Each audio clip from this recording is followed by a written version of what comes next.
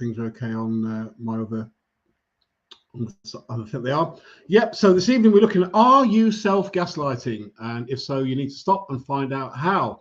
So just welcome to your regulars and those who may be new for the first time. Also, a huge thank you for those who the last week I've had 3 or 4 people said they've been watching it. So I just want to say thank you very much indeed. So tonight we're looking at self-gaslighting. I guess many people would thought that, there's no way you can gaslight yourself. But if you listen for a few minutes, you'll find out how it's done. So remember that gaslighting is to do with using a psychological method to cause somebody else to question their insanity and their sanity and sense of reality. So tonight we're looking at 3 aspects of gas self-lighting. We're looking at some of the symptoms, looking at some of the causes, and we're looking at some of the solutions. My name is Delroy. I'm a trained psychotherapist, lecturer, and trainer. And also, just to say 2 things. This what I'm doing this evening is no substitute for going to see a professional, seeking medical advice, and medical advice and seeking a counselor or psychologist or psychotherapist. But also maybe some of the stuff I'll be talking about this evening, it may be triggering for some people. So I just thought I'd just let you know from now. So we've been looking at some of the symptoms. So some of the symptoms of self-gaslighting is self-blaming, self-shaming. You question your actions, you invalidate your own emotions, and you question your emotions. So all this is a negative spin on what's taking place in your life. You're doing that yourself. Nobody else is doing that, but you are doing that yourself. It is a manipulative, self-destructive form of I'll put it in layman's terms, doing yourself in. So it's really important that we know what's taking place. Now, self-gaslighting is not a clinical diagnosis, but it's symptomatic of something else that's going on at a deeper level. You may have heard me said that one of the things about when I started my psychotherapy training, I was taught that the presenting problem is not the real problem, that the presenting problem is just symptomatic of something what may be happening inside the individual. So how does this thing happen in terms of self-gaslighting? There must be a cause. Things like that don't just happen. There is a cause. And it's when we internalize something. Now, internalization is a huge psychological process. We don't have time to explore it all, but I'll just talk about some of the basics, and you can do some research yourself. Internalization means that we accept a belief or a fact or an attitude, and the thing is that we personalize it, and it becomes who we are, part of our character, and that's really damaging for us. So we internalize our emotions. So when in fact we should be expressing them, we internalize them, which causes difficulties. And I'll give you an example. People who self-harm quite often are internalizing anger. They haven't learned how to. They've not learned how to express what they really think. So it goes in on themselves, and it's safer to harm themselves than to express some of their needs. So that's what happens. So the causes then, including internalization, is internalizing doubt, and we know that doubt is never good, so we internalize it.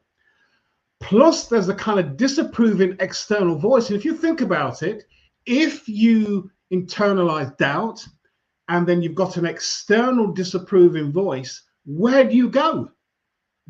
It would appear there is nowhere to go. Obviously, there's a place to go.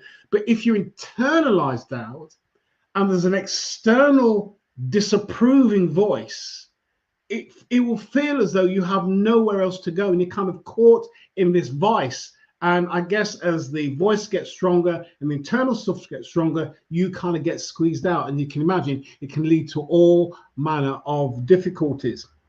So what happens, you've got this internalizing doubt, external disapproving voice, and it leads to you then questioning the world around you and mistrusting yourself and mistrusting others.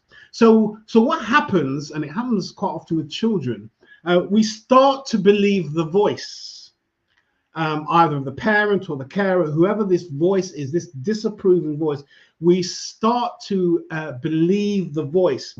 And then what happens with all these with all these uncomfortable emotions, we have to do something with it. And one of the things that happens with children in particular, when parents, so for example, when parents separate, let's use that as an example. If parents separate, what happens quite often now, in some instances it is good for them to separate because they will just kind of live in hell together, and children know that.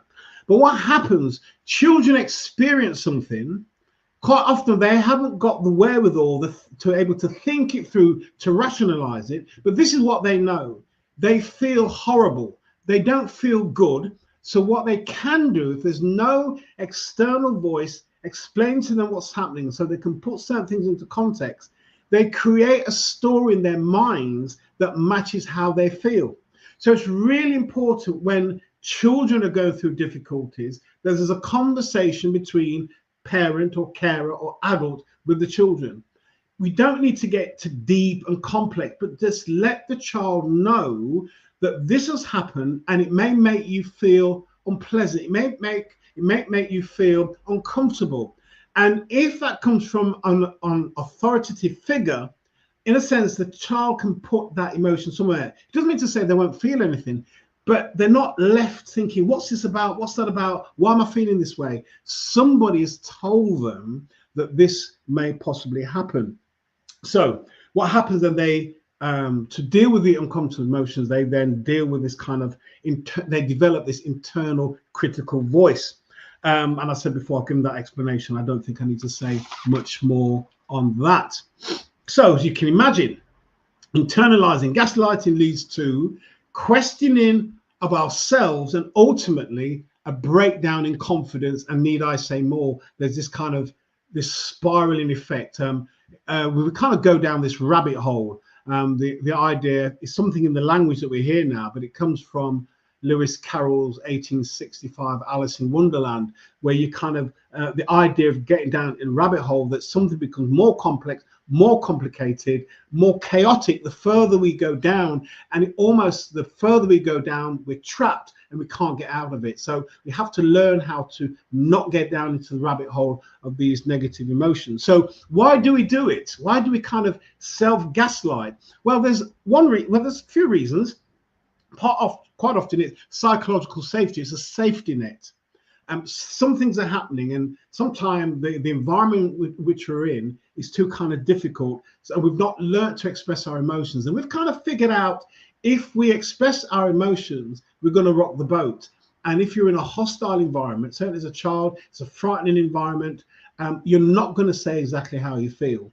And so that has a massive implication on us. And secondly, quite often, it's a method of survival.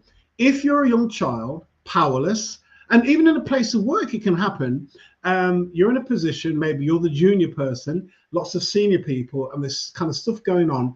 Maybe you don't want to talk about the elephant in the room. People can see it, nobody wants to talk about it. So what you do, you suppress what you're feeling inside, and that's never a good thing. If that's the working environment and you have no space or the environment to express what you feel, hopefully you have a place outside of work where you can really talk, rant, and let off steam. At least you can have this kind of cathartic experience so that this thing doesn't kind of suppress you. So as I said, it can be a means of survival. And quite often when I worked in the university, I worked there for 20 years, so I must have seen hundreds of students. One of the things I used to say to them, that your way of coping in the home, in a sense, the reason why you're here is that the way of coping, the strategy, the method, the technique is no longer fit for purpose. So now what you can do, what we can do with shorter term therapy, you give people further strategies. But if you want to do developmental stuff, which normally takes a lot longer, more expensive, then you go through the process of begin to help people to understand what's happening, and then also to develop a new way of being. But that does take time. So, but one of the things I need to say, I want to add that the doubt doesn't have to come from an individual, but it can come from a society at large. So there's got this idea called collective gaslighting, and maybe the best example I can use to explain to us is the Jewish Holocaust, where you had a leader, Hitler, and then masses of people they believe that Jewish people should be moved away, should be exterminated. So there can be kind of collective gaslighting where that kind of critical voice comes from the external, but obviously having a good core is really, really important. So how do we stop gaslighting ourselves? That's really important. So one of the things that we need to do, and one of the things quite often we, like most things, we have to accept what's taking place. If we don't accept what is taking place in our lives, we can't do much. All we're doing is kind of putting a band-aid, a little plaster over a gaping wound. So the first thing is actually acknowledging, accepting where we are and acknowledging what's actually taking place in our lives. So one of the things we can do, we can begin to learn to affirm ourselves and our experiences. Remember, the whole thing around gaslighting from others is to cause you to question your experience, to question your reality. But what I'm saying, or what is suggested to remedy self-gaslighting, is to affirm your experiences and to affirm your emotions. So let me give you some examples that you may use. Okay, you will hear some people say, it's all in my head. But try saying that my experiences are rooted in reality, even if there are folks who are trying to get me to believe otherwise.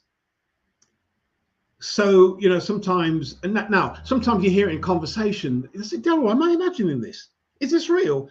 That's not particularly gaslighting. It's something, self-gaslighting is where it's become entrenched over a period of time, and it becomes kind of difficult sometimes to discern what's real and to what's not. So it's about affirming your experiences, affirming your emotions, and also it's all in my head. Try saying, no, my experiences are real and it's grounded in reality, even if there's individuals saying that it hasn't gone that way. Or you could say, I'm crazy, I'm mad, I'm insane, I'm going off my rocker. Or you could say, my emotions are real and valid. Now, that's very different from saying, I'm mad, I'm going off my head, I'm going crazy. Now, we may feel like that at times, and that is very different if you're going through a crisis moment. But self-gaslighting, where it's developed over a period of time, and we begin to have these conversations in our head, and part of the process of stopping and moving on from that is saying to ourselves, my emotions are real and they are valid. Sometimes people will want us to think that they are not valid whatsoever. Please feel free to add a comment or to ask a question either on Facebook. Great to see it's on Facebook, LinkedIn, or YouTube. Somebody said they've got their beautiful inside and out, and that's great. And quite often, if people arrive at that point, it didn't happen overnight. It took quite a while to kind of get there. We're born that way, but we have lots of experiences that misshape us, and then there's a process quite often for us to get to a place where we can feel beautiful inside and outside. So in terms of moving on from self-gaslighting, what you can do, another method, is to journal your experiences, journal your thoughts. Every negative thought you journal, you put it on paper, and then you kind of write about it. And so you write these negative thoughts, unpleasant thoughts. Don't attach yourself to them. You say it's a thought, but then you don't judge it either. So you write it, don't attach yourself to it. You say something like, I'm not my thoughts, it's my thought, so forth and so forth. So, but the counter narrative to that can be, what do you really believe? So we're looking at some negative thoughts here, but what do you really believe about the world, about yourself? Also write that down. If you can cut through the fluff and get beneath, what do you really believe about yourself and so forth? That's really important. One of the things I'd like to just come back to in terms of about affirming. So there's an organization in America called Anchor Therapy, and they talk about this, and I think this is really important, and I hear this quite often. So people that are being experienced gaslighting, they start self-gaslighting. And remember what I said, that one of the symptoms is denying your emotions, trivializing your emotions, trivializing your experience, trivializing, denying your experience. Instead of saying they did not mean to say what they say, or they did not mean to do what they did to me, try saying, I know what they did, I know what they said, I know how it made me feel. What they said and did was wrong. That's very different from carrying this stuff. But I'm going to carry on. Yeah, they hear a negative comment. It was rude, it was insulting, and they the whole day. And then towards the end of the day, they'll say, oh, well, it doesn't really matter anyway. They downplay what's taken place. But the comment that was made was rude, it was insulting, and it was out of order. But what self-gaslighting does, it causes you to demean or diminish or to discount how you've been treated. So this whole thing about assertion is really important. And I just want to say something. I was talking to somebody recently. There is a difference between assertion and aggression. Aggression is the intent to hurt someone, and aggression can be loud, it can be violent, it can be explosive. But if you assert your needs, you can say that in a calm voice. You don't need to raise your voice. You don't need to shout. You just say, this is what I want, or I'm not happy with that. You don't need to raise your voice. You don't need to stand on a chair and shout, but you're expressing what you need. Whereas aggression is the intent, quite often, is to harm another individual. So these ideas of affirmation are really important. There's a final method I want to share this evening. It's called the stop method. I was talking to somebody quite recently, and he had a really, really bad experience. And then he decided he wasn't going to work for a particular organization again, or type of organization again. And some years later, he was approached to do some work, and he said yes. And he said he remembers going to the building, and all those emotions that he experienced some time ago started to re-emerge. And he had to stop and talk to himself and say something, what his name is, or say, Delroy, stop. This is a different place, a different environment, different organization, different people. And he had to literally talk to himself so he could walk through the door and get on with the work. And he did. He stayed there for quite some time. So the stop method, S-T-O-P, it means literally you find yourself going down this rabbit hole, you stop. You put the anchors on, you break the thought. You don't want to go down this rabbit hole, so you stop. You feel yourself, your body is beginning to respond. It's beginning to become agitated with what's happened with your thought, and you stop it. You arrest your thought. You stop your thoughts, and you stop yourself cascading into this rabbit hole. Secondly, T, you take a breath. So you stop. You don't react yet. You take a breath. And maybe you take 2 or 3 breaths. It's really important. Number 3, you observe what's happening around you. So what you're doing, you're giving yourself some time, you're giving yourself some space. You're not going down the usual trajectory of being negative and so forth, but you're stopping. And P is you proceed mindfully. I might have shared with individuals that there was a time, gosh, in my early 30s, where I was a really anxious individual, and during the psychotherapy training, and one of the things, you have to be in therapy, and I understood where the anxiety came from. And I remember shortly afterwards, I remember being in certain places, and there was no need for me to be anxious, but I felt myself to becoming anxious. And I remember having to say to myself, Delroy, there is no need for you to be anxious now. There is nothing here that's going to harm you. I literally had to talk to myself. And I'll be honest with you, within a couple of weeks, that was it. It was gone. I had to arrest the thoughts that had been my default pattern for 30 odd years, stop, spoke to myself in a firm way that was really important. There's a guy here called Joshua, and if you don't mind, I'm just going to stick it on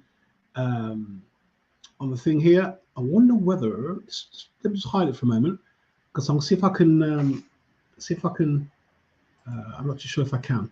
Okay, as a man, it's pretty embarrassing and being continually gaslit and publicly humiliated by a woman whom you accidentally fancied as a potential wife because of naive to female nature and the game. Yeah, it really, really is. That's a kind of long, complicated response. However, please DM me, and I can certainly send you some resources. But yeah, it's unpleasant. Being gaslit anyway is unpleasant, and because then what happened also as well, if I can say this, Josh, without sounding, can I copy this? Let me just check. I don't think I can. Otherwise, I want to show it on. I want to show it on Facebook, but I don't think I can, unfortunately. I'll just get rid of it. Yeah, and if it keeps happening, then it really has a kind of detrimental effect on who we are. But listen, I need to say thank you for sharing it. You could have just watched and said nothing, but sharing it's out there in the public domain. I suspect, Josh, you're not on your own. There's many other people, many men who are gaslit, and especially you're not talking about a girlfriend, but you saw as a potential wife of something deeper. But then it may say to you, let me just say this: if this is what she's doing to you, it's good you never pursued it, because she's not for you.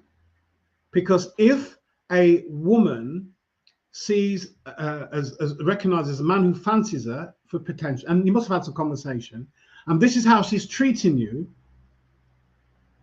it's a good job that you didn't get emotionally attached to her. That's all I can say on that. If you want to talk further, please do. I'm on message. Pick me up on Messenger, and I can send you an email and so forth. Or you can leave me a message on Facebook and on Facebook or YouTube or LinkedIn. We can get around it.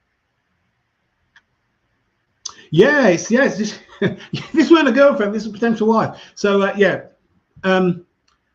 me just say this: deal with the pain and move on. She weren't for you, and thank God you're lucky star, whatever you want to say, that you were entrapped by her. That's all I can say on that one. Okay, so, and the other thing I would say, final thing I would say, learn self-compassion. I spoke about it some time ago. Christian Neff, who was the person who defined this idea of self-compassion. 3 components: self-kindness, look after yourself. And the idea beyond that is this: if your friend had the experience that you have, how would you talk to them? How would you treat them? What would you do for them? Well, do that exactly for yourself. How would you talk to yourself? How would you care for yourself? How would you do self-care? How would you tend to the wounds, your emotional wounds? That's a part of self-kindness, part of self-compassion.